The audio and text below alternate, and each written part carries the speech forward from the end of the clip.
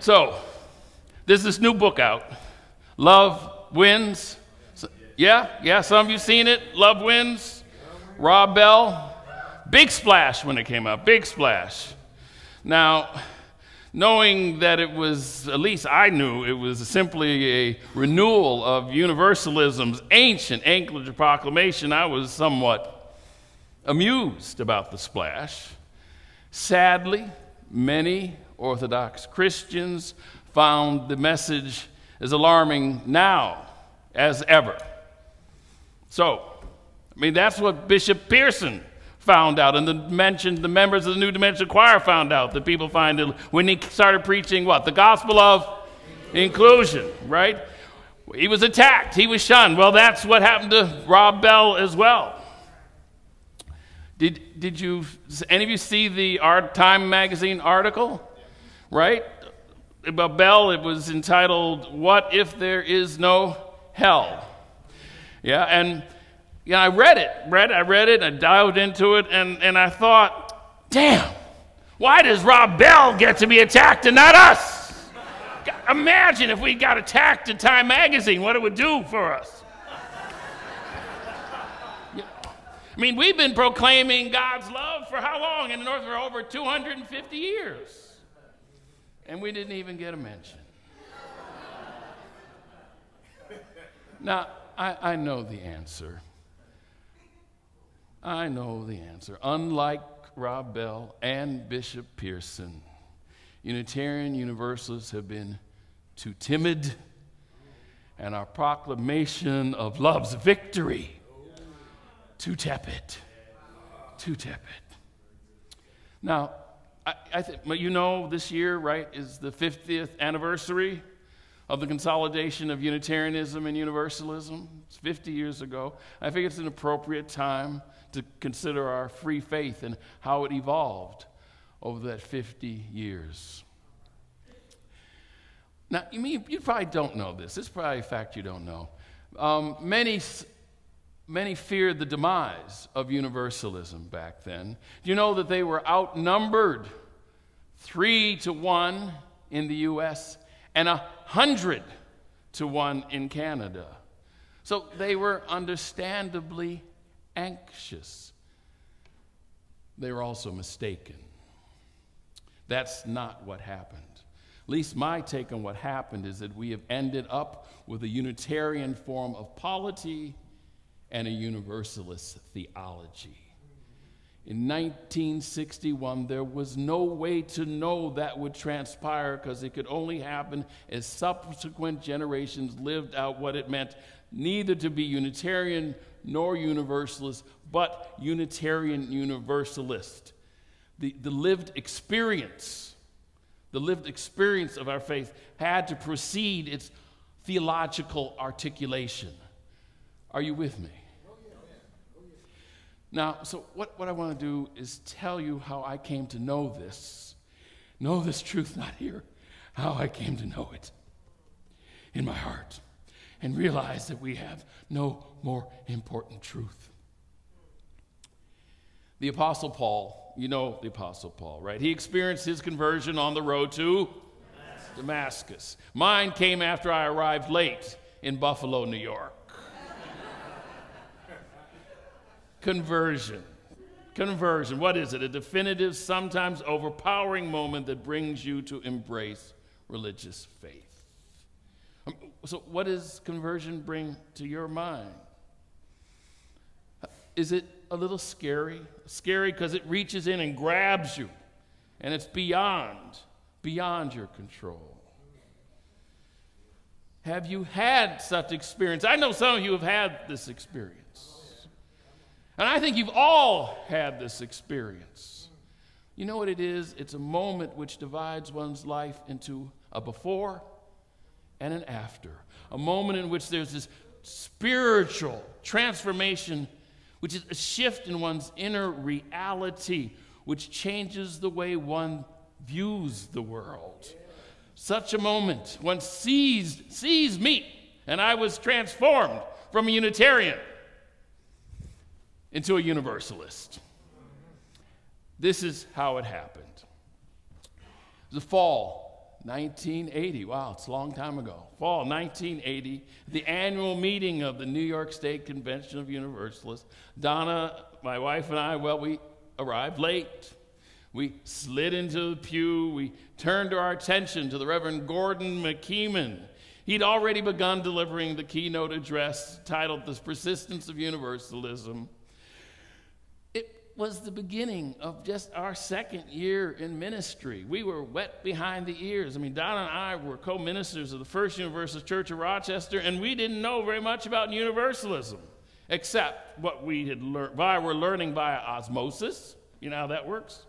And of course, we'd studied the basics in theological school. We knew that the early church father Origen had argued for universal salvation. We knew that John Murray had started the first meeting house in North America in 1790. And we knew why some, the ultra-universalists, you know, the ultra-universalists are called the Death and Glory School.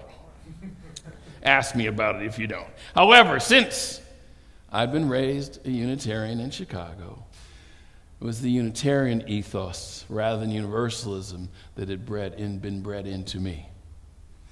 Or so I thought. So I sat there, having arrived late, and then not paying attention. I was admiring their stained glass windows. The Buffaloes has a beautiful sanctuary, has carved wooden beams. And so I was looking, and I was half listening, and certainly I was not expecting to be changed. And then I heard Gordon McKeeman say, Universalism came to be called the gospel of God's success, the gospel of the larger hope. Picturesquely spoken, the image was that of the last unrepentant sinner being dragged, screaming and kicking into heaven, unable to resist the power and love of the Almighty. Woo! What a graphic, prosaic picture, a divine kidnapping. The last sinner being dragged by his collar, I imagined, into heaven. I had to ask, what kind of God is this? And suddenly, what I had learned in seminary, it was imbibing from our loving, supporting congregation, came together, and I got it. This was a religion of radical, overpowering love. Universal salvation insists that no matter what we do, God so loves us that she will not and cannot consign even a single human individual to eternal damnation. Universal salvation. What is it? The reality that we share a common destiny is the inescapable consequence of universal love. Well, you know, some Unitarians wonder about what I'm talking about. Some of them say, yeah, where is he going with this? But why use that language, some ask. But I ask, how else to describe the cosmic unfolding? How else can we describe our feelings towards that which what? Created, undergirds, and sustains us at every moment. What is love but our feeling for that to which we are connected, to that which we are completely dependent upon and care for? How else are we to speak of the idealized parent behind every parent, the archetypal mother and father of us all? Many contemporary Unitarian Universalists want to dismiss this. After all, most of us don't believe in a personal God, much less in God's love. At most, we will cede that the divine, being synonymous with the natural order, works what? In and through and among us. But ours is not a God who talks to you when you are in doubt, who rejoices with you when times are good, or carries you through life's trials. Our God is more abstract and less personal, more a symbol and less a felt presence, more in our head, less in our heart. An idea we argue over rather than an intuition we rely upon. In our understanding, caring is not something that flows from God. As former UUA President Eugene Pickett said, the old watchwords of liberalism, you know what they are: freedom, reason, and tolerance, describe a process for approaching religious depth, but they testify to no intimate acquaintance with the depths themselves. Nonetheless, there's this smug elitism that bolsters an attitude among too many humanists and atheists who look down on those who believe in God. These sophisticated cynics, Forrester Church has called them, portray God as what? As an all-powerful, all-knowing, bearded white man enthroned in heaven, and then of course dismiss him as what? Make-believe. But I grow weary of those who scorn God. What is God? What is God really? God is the unbegun and the unknowable, the unfathomable and the ineffable, that is as close as your next heartbeat, as ordinary as a mote of dust, and as precious as a newborn. God is the transcendent mystery that is at the core of all things. God is the mask we place upon the infinite and the garb we drape over the sacred, so that what? We might enter into relationship with it. For we, of all the manifestation of this eternally unfolding creation, are blessed to awaken to and knowingly witness and savor. What? A miracle. What miracle? Life. Our lives. Our lives. And then in transmitting and building upon the creation with those lives, our lives, we seek to address the divine mystery that is both parent and partner. So we say, Our Father. Germans say, Vater unser. French say, Mon Dieu. Japanese say, Kami. We say, Hail Mary, Gaia, Jesus. We say, Abba. Muslims say, Allah. Hindus say Shiva, Brahma, Krishna. One of Elie Wiesel's novels ends with this line: God created man because he loves stories. Which is to say God is relational. We say it this way because we find it more believable when we invert reality. God didn't make us in her image, we made her in ours, right? Why? So that we can identify and relate to her. So that we can dress and be spoken to. So that we can love and be loved by. That's just the way we're built. God has to be relational because we are relational. The bond we feel for another human being, which is the very first thing we learn in our mother's arms, is a prototype for all our relationships. And to the degree that we let the intellectual tyrannize our faith, we fail to address this primary human need for intimate connection and sense of belonging. I pray to the God who dwells within me and among us and beyond us all.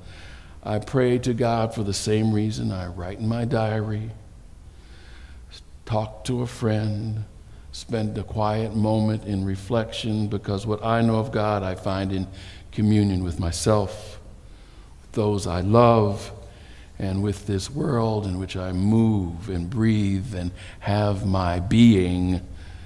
I talk with God because I need to relate to this world that is within and beyond me. I want to experience its realness and its dearness. And you abstractions of God simply don't meet my emotional needs or lead me into that sacred space. Even, or especially, being as analytic as I am at this very moment is to step away from the immediate experience of the transcendent mystery and wonder then into it. But a God who drags the last unrepentant sinner, kicking and screaming, actually in my imagination, profanely cursing and resisting into heaven, we can envision. I know you did. We can admire. We can have confidence in. We can have feelings about. We can even laugh at. Yes, it is a personification of the most holy, rooted in a powerful, sometimes, and this is scary, overwhelming feeling, an experience that, yes, transcends description, a yearning that defies analysis. What a relief to feel that ultimately there is nothing I can do to alienate myself from God's loving embrace, the almighty but tender arms of the creative force that upholds and sustains life. Universalism's insight is that you cannot coerce people into loving one another. The commandments are not threats. If they are not fulfilled, God will not withdraw his love. No one will ever draw true love from another with punishment. God's love is given to all, freely given, as a more powerful force for good than fear will ever be. And love is not just stronger than fear, it is stronger than death. Love survives. Love abides in us. And thus all the departed reside in us. Behind this is the simple truth. What is it? In being loved, we learn to love. You all know that, right? In being loved, we learn to love. Those who feel that love and that feel God's infinite love within themselves will in turn feel so what? Good about themselves, so connected to others and life, so full of compassion that they will not be able to help but to spread more love. It will overflow from them. And what is that love? But to stand before life with an open heart, accepting arms, eyes that are wide with wonder. This was the feeling that captured me some 30 years ago. Is this the belief the world needs as much today as ever?